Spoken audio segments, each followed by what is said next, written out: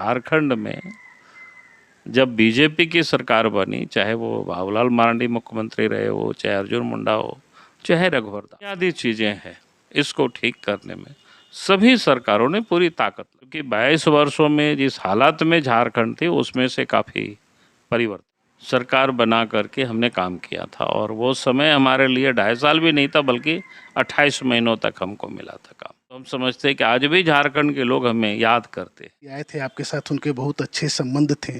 उन्होंने reporter post से ही interview में बोला कि बाबूलाल जी मेरे फर्स्ट लव थे, अर्जुन मुंडा नेक्स्ट। 2006 में बीजेपी छोड़ना आप उसको सही मानते हैं, गलत मानते हैं, उस परिस्थिति की मांग जाने का मौका था? तो 2015 में जाने के बजाय आपने 2020 चुना। आपको क्या लगता है 5 साल वो देरी और लड़ाई लड़ना बाबूलाल मरांडी को आने वाले समय में बीजेपी का राष्ट्रीय अध्यक्ष के रूप में देख सकते हैं कि पूरे पॉलिटिकल कैरियर में कोई एक ऐसा जिसको आप रिग्रेट करते हो कि ये नहीं करना चाहिए?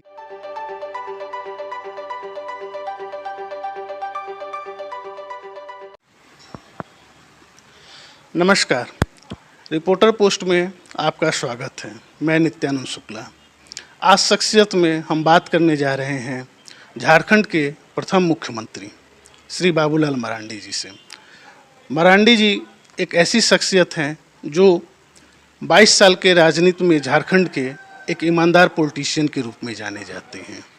दूसरा, राजनीति में बहुत लोग बहुत कुछ पाते हैं, लेकिन इन्होंने कुछ खोया भी है। जी हाँ, इन्होंने नक्सल लड़ाई में अपने एक प्रिय पुत्र को भी खोया है। आज हम इनके कुछ अनछुए पहलुओं से बात करेंगे और राजनीति पर भी बात करेंगे। आपका बहुत बहुत स्वागत है। चलिए, बहुत बहुत धन्यवाद। 22 साल झारखंड के बने हुए हो गए, जिसमें 15 साल लगभग बीजेपी सत्ता में थी और 7 साल अन्य पार्टियां थीं। झारखंड को जहां पहुंचना चाहिए था, आपको क्या लगता है वो पहुंच पाए और उसमें क्या समस्याएं रहीं? देखिए, इसको कई एक हिस्सों में हमें देखना चाहिए कि 22 सालों में कुछ नहीं हुआ ऐसा तो हम नहीं कहेंगे, क्योंकि बहुत कुछ हुआ भी है। हाँ, ये अलग बात है कि बहुत कुछ करना बाकी है। जैसे मैं बार बार कहता हूँ कि विकास के लिए पहले तो बुनियादी जो ढांचा होता है उसको ठीक करना ज़रूरी होता है। अब उस दिशा में जैसे झारखंड जब अलग राज्य बना था, तो जिस रूप में झारखंड हमें मिला था, तो उस समय की सारी परिस्थितियों को अगर हम सब लोग देखें तो बिल्कुल लगेगा कि भाई नहीं, काफ़ी परिवर्तन आया। क्योंकि उस समय गांव तक आने जाने की सड़कें नहीं होती थी, घरों में बिजली नहीं था, कानून व्यवस्था खास करके उग्रवादियों के मामले में कि राज्य में उनकी बिल्कुल समानांतर जिसको कहते हैं सरकार चल रही थी। तो ये बड़ी खराब स्थिति थी, क्योंकि किसी भी राज्य के लिए जब तक विकास की अगर हम आगे के बारे में सोचें तो उससे पहले तो बुनियादी ज़रूरतें को ठीक करना ही ज़रूरी होता है। अब गांव तक आने जाने की कोई सड़कें नहीं थी, तो रूरल कनेक्टिविटी जो राज्य बनते ही जब हम सरकार बनाए तो हमने इस काम को शुरू किया था। और संयोग उस समय बीजेपी की ही सरकार केंद्र में भी थी, अटल बिहारी वाजपेयी जी देश के प्रधानमंत्री थे। तो उस समय भी आपने देखा होगा कि केंद्र सरकार ने भी प्रधानमंत्री ग्राम सड़क योजना के माध्यम से गाँव को सड़कों से जोड़ना, पक्की सड़कों से जोड़ना। फिर झारखंड में नदी नालियों पर जो बड़ी कठिनाई होती थी आने जाने में, तो वहाँ पर भी पुल पुलिया बनाने का एक प्रकार से अभियान हम लोगों ने निकाला। और मैं आज कह सकता हूँ इसका लाभ झारखंड के लोगों को काफ़ी मिला। अगर आप गाँव जाएंगे उस वक्त, तो गांव के लोग, हम लोग गांव में रहते थे, तो गांव का हम लोगों ने बिजली देखा ही नहीं था, लगता था कि शायद ये शहर की वस्तु है। लेकिन आज अगर आप देखें कितना घंटा रहता है उस पर नहीं कर रहा हूँ, लेकिन आज अगर आप देखें तो गांव में भी बिजली पहुंच गई। आप रात में कहीं भी देखेंगे तो गांव में भी बिजली जलते हुए आपको दिखाई पड़ेगा। तो ये बड़ी बातें हैं। शिक्षा के क्षेत्र में भी काफ़ी कुछ अच्छे हुआ है, लेकिन और अच्छा करने की ज़रूरत है। हेल्थ के सेक्टर में भी काफ़ी विस्तार हुआ है। जैसे हमने कहा कि पहले 3 मेडिकल कॉलेज थे, तो पिछले जब रघुवर दास जी की सरकार थी तो 3 नए मेडिकल कॉलेज और झारखंड में बना, एक एम्स भी खुल गया देवघर में। तो इस प्रकार से अगर हम एक एक क्षेत्रों के बारे में अगर हम विश्लेषण करते हैं तो आप देखेंगे कि भाई झारखंड में जब बीजेपी की सरकार बनी, चाहे वो बाबूलाल मरांडी मुख्यमंत्री रहे हो, चाहे अर्जुन मुंडा हो, चाहे रघुवर दास हो, लेकिन ये जो बुनियादी चीज़ें हैं इसको ठीक करने में सभी सरकारों ने पूरी ताकत लगाई। उग्रवाद की भी जो स्थिति जो राज्य में समानांतर सरकारें चल रही थी वो भी करीब करीब आप एक प्रकार से कम हुआ है, अब बहुत कम ही है। किसी किसी इलाकों में थोड़ी बहुत होती रहती है घटनाएं, बिल्कुल समाप्त हुआ ऐसा तो मैं नहीं कहूँगा। तो इसलिए हमने कहा कि जो कि 22 वर्षों में जिस हालात में झारखंड थी उसमें से काफ़ी परिवर्तन आया है। अच्छा, जो पिछले 3 साल में हेमंत सोरेन जी की सरकार है, इसको आप किस रूप में देखते हैं? जो झारखंड का विकास था, 2 साल तो कोरोना भी था, विकास की गति रुकी है, बढ़ी है? देखिए, अब 3 वर्षों का कालखंड कोई कम नहीं होता है, इसलिए मैं 3 वर्षों कालखंड कम नहीं कर रहा हूँ, क्योंकि हमें भी इस राज्य में सरकार बना करके हमने काम किया था और वो समय हमारे लिए 2.5 साल भी नहीं था, बल्कि 28 महीनों तक हमको मिला था काम। और 28 महीनों के अंदर में जो काम हमने इस प्रदेशों में जो शुरू की, तो हम समझते हैं कि आज भी झारखंड के लोग हमें याद करते हैं। और हमने किया था, जैसे हमने रूरल कनेक्टिविटी के बारे में हमने बताई, तो इन क्षेत्रों में हमने काफ़ी कुछ किया। जो उग्रवाद के जो मामले थे उसमें से काफ़ी कुछ हमने काम किया था उस वक्त। तो इसलिए मैंने कहा कि 3 साल ये कम नहीं होता है। निश्चित रूप से 3 वर्षों में पूरे देश ही नहीं, पूरी दुनिया में कोरोना का बड़ा विभत्स घटना हुई, बहुत ही दर्दनाक स्थिति, यानी उसको कह सकते हैं 3 वर्षों का जो समय था को देश के, दुनिया के लिए, या कहे कि मानव जाति के लिए वो बड़ा ट्रेजेडी था। लेकिन उसके बाद भी सरकार चाहे तो काम कर सकती थी, लेकिन सरकार ने 3 वर्षों में काम नहीं किया और कमाने में ये लोग पूरी तरह से लग गए। ये तो मैं बार बार कहता हूँ, और आज भी आप देखें कि इस राज्य के अंदर में सरकार के इर्द गिर्द, जिसको बोलते हैं ना बिचौलिया या दलाल जिसको कह सकते हैं, तो वही लोगों ने सरकार को संचालित किया पूरी तरह से। और उसमें से राज्य के मुख्यमंत्री की भी उसमें सहमति रही, तभी तो इतना हिम्मत करके लोगों ने किया, चाहे बालू को लुटाना हो, चाहे पत्थर को लुटाना हो, चाहे कोयला हो, चाहे आयरन ओर हो, तो कुल मिलाकर के राज्य में, और यहाँ तक कि आप देखेंगे जगह जगह पर ज़मीनें भी जहाँ खाली पड़ी हुई थी तो उसको भी लोगों ने बेहताशा लोगों की कब्जा करवाना, दखल करना, और फिर करप्शन, इस प्रकार से निचले लेवल तक। आज जहाँ कहीं भी लोग जाते हैं सब लोग बोलते हैं कि भाई कोई भी पदाधिकारी हो, कर्मचारी हो, नहीं हमें पैसा ऊपर देना होता है, हम दे करके आए हैं तो हम लेंगे ही, तुमको जहाँ करना है वहाँ शिकायत करो। तो ये जो स्थिति बनी है, ये बड़ा राज्य के लिए एक बड़ा सोचनीय स्थिति है, और मैं कह सकता हूँ बड़ा दुखदायी है ये। एक और जो महत्वपूर्ण इशू झारखंड में चल रहा है, जिसको आप बार बार उठाते हैं, एक तो संथाल परगना में बांग्लादेशियों का काफ़ी इन्फ्लुएंस बढ़ता जा रहा है, और दूसरा सरना धर्म कोड को लेकर सालखन मुर्मू ने घोषणा किया कि 1-2 जनवरी से वो संथाल से आंदोलन शुरू करने जा रहे हैं। और उनका कहना है कि राज्य सरकार ने सरना आदिवासी कोड भी लाया, जबकि सरना कोड लाना चाहिए था, ताकि उसमें जो क्रिश्चियंस है उनको अलग किया जा सके।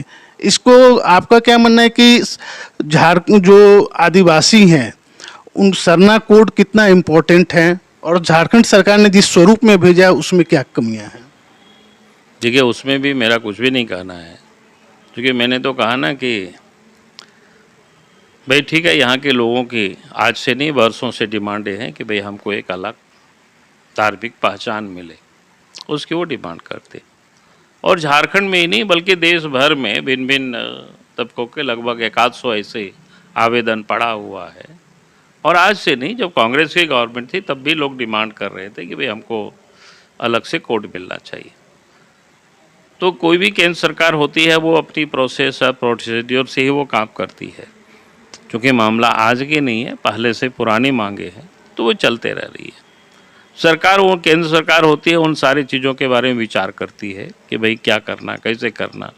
उसकी अपनी, जैसे मैं आपको एक बता रहा हूँ, जैसे कोई किसी जाति को ही किसी समूह में उनको शामिल करना होता है, तो उसके लिए भी एक निश्चित प्रोसीड्योर से सरकार को गुजरना होता है कि उसमें से वो जांच पड़ताल जो भी होता है वो सब करती है, उसके बाद देखती है। तो वो तो रहा अपना केंद्र सरकार का मामला है, उसमें से राज्य सरकार से कुछ मतलब नहीं है। लेकिन जब राज्य सरकार कभी भी उस पर भी जब वो प्रस्ताव ला रहे थे, उस समय भी हम लोगों ने कहा था यार दो बहस कराओ रे, चर्चा कराओ, क्या दिक्कत है।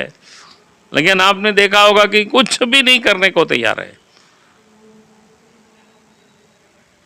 तो जब कोई व्यक्ति किसी की बात सुनने को ही तैयार नहीं है, तो उनके बारे में अच्छा गलत क्या कहिएगा। बाकी आंदोलन आज से नहीं, वर्षों से चल रहा है, डिमांड है, होना भी चाहिए। अच्छा, आपका क्या मानना है कि जो आदिवासी कन्वर्ट कर जाते हैं किसी दूसरे धर्म में, उन्हें आरक्षण का लाभ मिलना चाहिए? क्योंकि अभी केंद्र सरकार ने एक सुप्रीम कोर्ट में एफिडेविट दिया था दलित के बारे में कि वो क्रिश्चियनिटी या इस्लाम में कन्वर्ट होते हैं तो उन्हें आरक्षण का लाभ नहीं मिलेगा। देखिए, मैं पहले बात कहूँगा कि रिजर्वेशन तो केंद्र सरकार देती है, किसको देगी किसको नहीं देगी वो केंद्र सरकार को विचार करना चाहिए, उस पर हमारा कोई विशेष विषय नहीं है। जैसे अभी आपने देखा होगा कि आर्थिक रूप से जो लोग पिछड़ा है सवर्णों में, उनके लिए भी 10% की रिजर्वेशन उन्होंने की। तो सरकार किसी के लिए भी वो रिजर्वेशन कर सकती है, उसमें से कहीं कोई दिक्कतें नहीं है। जहाँ तक कन्वर्टेड है तो मैं इतना ज़रूर कहूँगा कि भाई आज जो यहाँ ट्राइबल है उसमें से यहाँ 32 ऐसे जनजातियाँ हैं, उनकी जगह जगह पर जो संकटें हैं कि उनकी जो अपनी पहचान है, आपने जो धार्मिक आस्था है, परंपरा है, वो धीरे धीरे समाप्त हो रही है। तो इस पर सरकार को निश्चित रूप से विचार करना चाहिए और उस पर सरकार को काम करना चाहिए ताकि उनकी जो अपनी पहचान है वो समाप्त नहीं हो जाए। अभी हम लोग बात कर रहे थे, अब हम लोग तो आते हैं थोड़ा कि सरयू राय जी, जब झारखंड बना था तो सरयू राय जी आए थे आपके साथ, उनके बहुत अच्छे संबंध थे। उन्होंने रिपोर्टर पोस्ट से ही इंटरव्यू में बोला कि बाबूलाल जी मेरे फर्स्ट लव थे, अर्जुन मुंडा नेक्स्ट लव थे।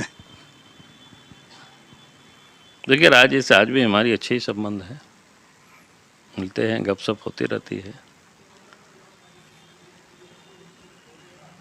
कोई करवाहट नहीं है? नहीं, काहे को कड़वाहट रहेगी भाई। हम लोग एक मिशन के लिए काम करते हैं कि विदेश के लिए काम करना, तो फिर उसमें कड़वाहट की तो कोई जगह नहीं है उसमें। अच्छा, एक आपके पर्सनल इसमें आएंगे, 2006 में बीजेपी छोड़ना, आप उसको सही मानते हैं, गलत मानते हैं, उस या उस परिस्थिति की मांग थी?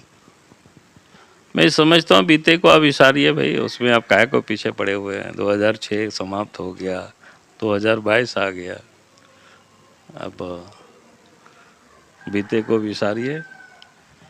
कुछ लोग कहते हैं कि 2014 में जब बीजेपी की सरकार राज्य में बनी थी तो उस समय में भी आपको बीजेपी में जाने का मौका था, तो 2015 में जाने के बजाय आपने 2020 चुना।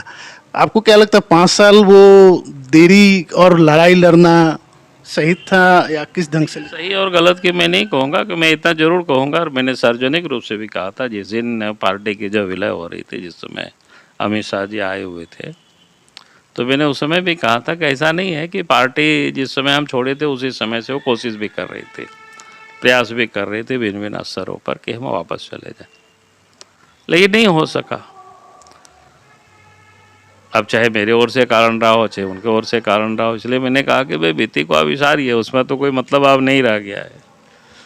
अच्छा, क्या बीजेपी में अभी तक, जहाँ तक मेरी जानकारी है, कि कोई आदिवासी जो है वो अध्यक्ष नहीं बना है, तो क्या हम बाबूलाल मरांडी को आने वाले समय में बीजेपी का राष्ट्रीय अध्यक्ष के रूप में देख सकते हैं? देखिए, मैं अपने को उस योग नहीं समझता, मैं जहाँ हूँ वहाँ मैं ठीक ठाक हूँ। समझे? आखिरी प्रश्न, अभी राहुल गांधी की भारत जोड़ो यात्रा चल रही है और हर जो मोदी विरोधी हैं वो कहीं ना कहीं एक होकर 2024 में लड़ने का प्रयास कर रहे हैं, इसको आप किस रूप में देखते हैं?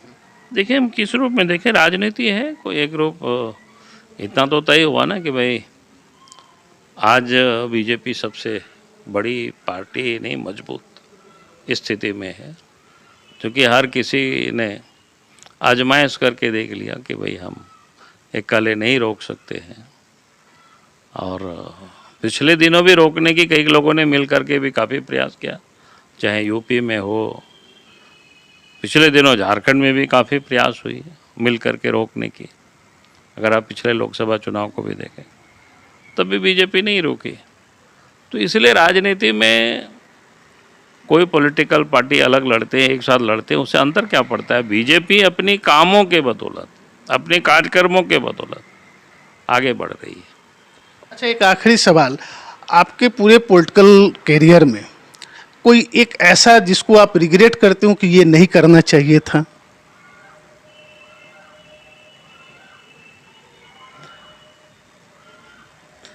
नहीं करना चाहिए था मतलब?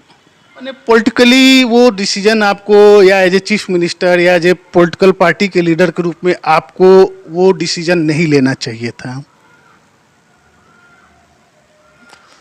नहीं, चूँकि मैं सरकार में भी अपने अकेले में कोई डिसीजन लेता नहीं था, क्योंकि कैबिनेट में मिल बैठ करके लेते हैं।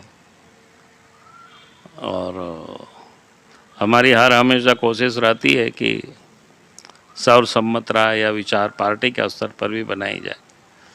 तो ये हर हमेशा हम कोशिश करते रहते हैं, उसके लिए हम मेहनत करते हैं, परिश्रम करते हैं। इसलिए ऐसा कुछ ऐसा नहीं लगता है कि हमने कोई वैसा काम किया हो और बाद में ये पछताना पड़ा कि नहीं साहब, ये निर्णय हमें नहीं करना चाहिए था। तो मुझे ऐसा नहीं लगता है। धन्यवाद। ये थे हमारे साथ झारखंड के पहले मुख्यमंत्री श्री बाबूलाल मरांडी जी। शख्सियत में हम फिर किसी से मिलेंगे, तब तक देखते रहिए रिपोर्टर पोस्ट। आपका बहुत बहुत धन्यवाद।